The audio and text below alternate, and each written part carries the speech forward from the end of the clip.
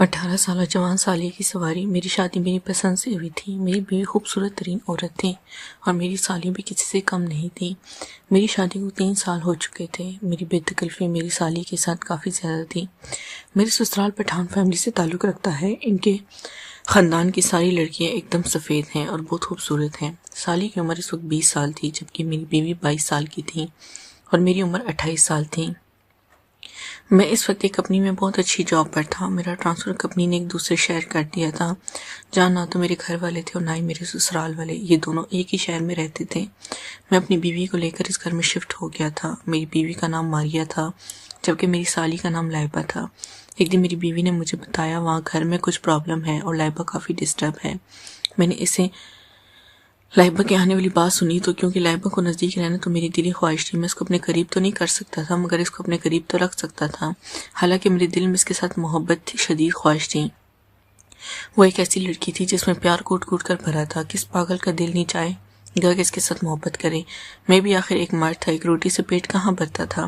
خیر کچھ دن بعد لائبہ ہمارے گھر آ گئی۔ اس کے چہرے کی اداسی مجھے کچھ اندازہ تو نہ ہوا، مگر یہ سمجھ آ گیا کہ واقعی کچھ گڑبڑ ہے۔ خیر لائبہ آ گئی، اب اسے کچھ دن یہاں رہنا تھا۔ وہ مجھ سے بھی زیادہ بات چیت نہیں کر رہی تھی۔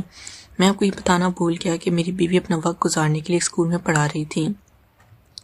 سارا دن وہ اکیلی ہوتی تو اس نے ایک اسکول میں جاب سٹارٹ کر دی۔ وہ دن میں واپس گھر آ جاتی۔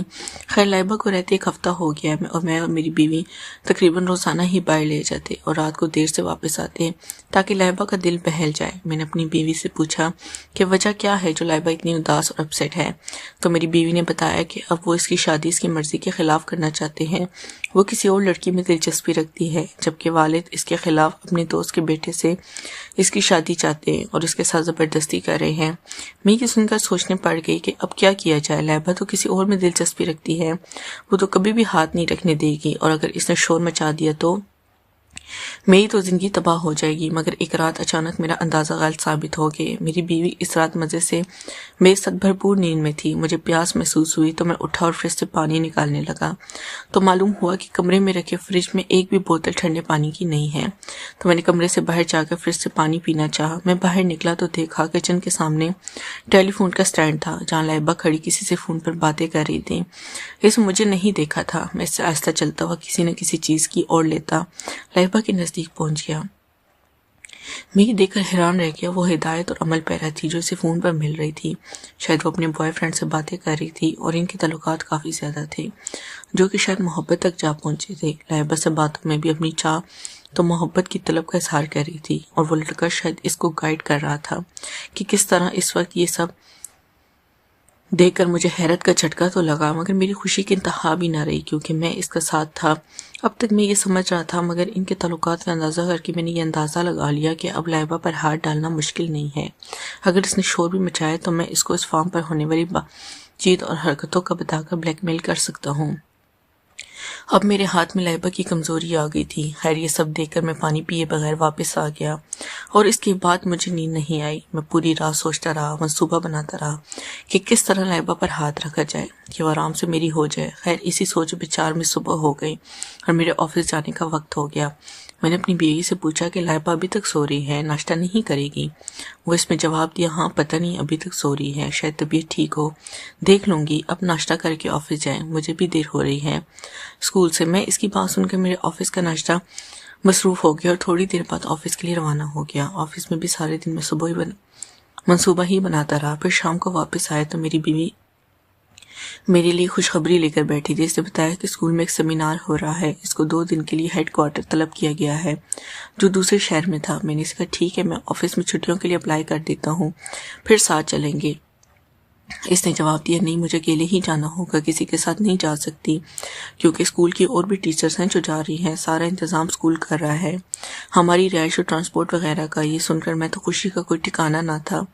پھر میں نے کہا میں کیا گھر میں اکیلا رہوں گا؟ اس نے جواب دیا، لائبہ ہے نا آپ کے ساتھ، اور پھر میں 2 دن میں واپس آ جاؤں گی۔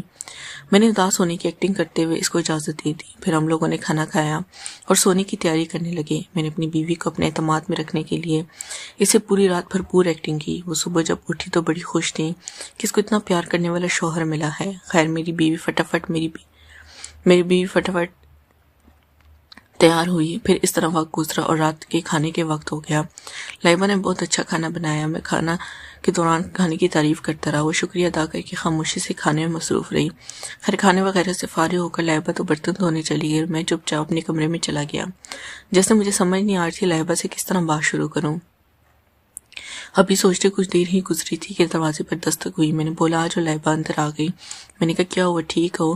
وہ خاموشی سے میرے سامنے بیٹھ گئی اور کچھ نہ بولی۔ میں نے سوچا کیا ہوا لائبہ، بتاؤ کیا بات ہے، تم پریشان کیوں لگ رہی ہو؟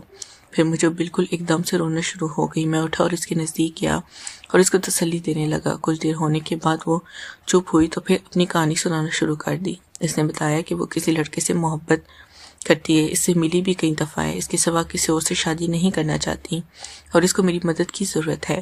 میں نے ایک دم سے ایک سوال کر دیا جس کو سن کر وہ اچھل پڑی۔ میں نے اسے پوچھا تم نے اس لڑکے کے ساتھ سواری کی ہے؟ وہی سوال سن کر مجھے حیرت سے دیکھنے لگی۔ اس کے چہرے کا رنگ بدل گیا اور اس نے کوئی جواب نہیں دیا۔ سر جھکا کر آہستہ سے بولی نہیں ایسا کچھ نہیں کیا۔ میں نے پھر کہا کچھ تو ایسا ضرور ہے جو تم کو اتنی طلب ہے، ورنہ ایسا نہیں ہوتا۔ اب لاجواب تھی، اس کی چوری پکڑی جا رہی تھی۔ پھر وہ بولی ہم لوگ ملے ضرور ہیں مگر کوئی غلط کام نہیں کیا ہم نے۔ پھر اس کو باتوں میں لگاتا رہا۔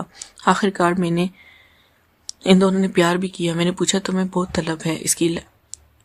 لائبہ نے جواب دیا ہاں، اگر میں تمہیں یہ طلب پوری کر دوں تو۔ وہ میری بات سن کر اچھل پڑی، ایسے جیسے کسی سام کو دیکھا ہو، اور حیران نظر سے میری جانب دیکھنے لگی۔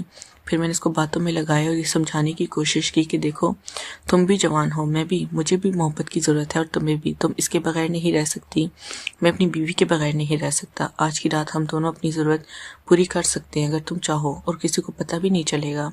وہ پٹی پٹی نظر سے مجھے دیکھتی رہی اور کچھ نہ بولی۔ پھر میں نے دوبارہ یہی سوال کیا مگر اس نے کوئی جواب نہیں دیا۔ مجھ سے سر جھکا کر بیٹھی رہی۔ میں اس کے پاس اٹھا، کہا تم اپنے کمرے میں جاؤ اور سوچو، پھر اگر تم راضی ہو تو آ جانا واپس، نہیں تو سمجھا نہیں، ہمارے درمیان کوئی بات نہیں ہوئی۔ یہ کہہ کر میں اپنے بیڈ پر بیٹھ گیا۔ وہ بھی خاموشی سے اٹھ کے کمرے سے باہر نکل گئی۔ اب میں سوچ رہا تھا کہ جو پتہ چلا ہے وہ سچ ہوگا کہ نہیں۔ ایسے تو نہیں کہ رات خالی جائے گی، لیکن تقریباً آدھے گھنٹے بعد میرے دروازے پر دوبارہ دستک ہوئی۔ میں خوشی سے اچھل پڑا، جا کے دروازہ کھولا تو دروازے پر لائبہ سے سر جھک کھڑی تھی۔ میں لائبہ کو دیکھا خوشی سے دیوانہ ہوا۔ میری لائبہ کا ہاتھ پکڑا، اس کو اپنی جانب کھینچا۔ نیکسٹ پارٹ کے لیے چینل کو لازمی سبسکرائب کریں۔ شکریہ۔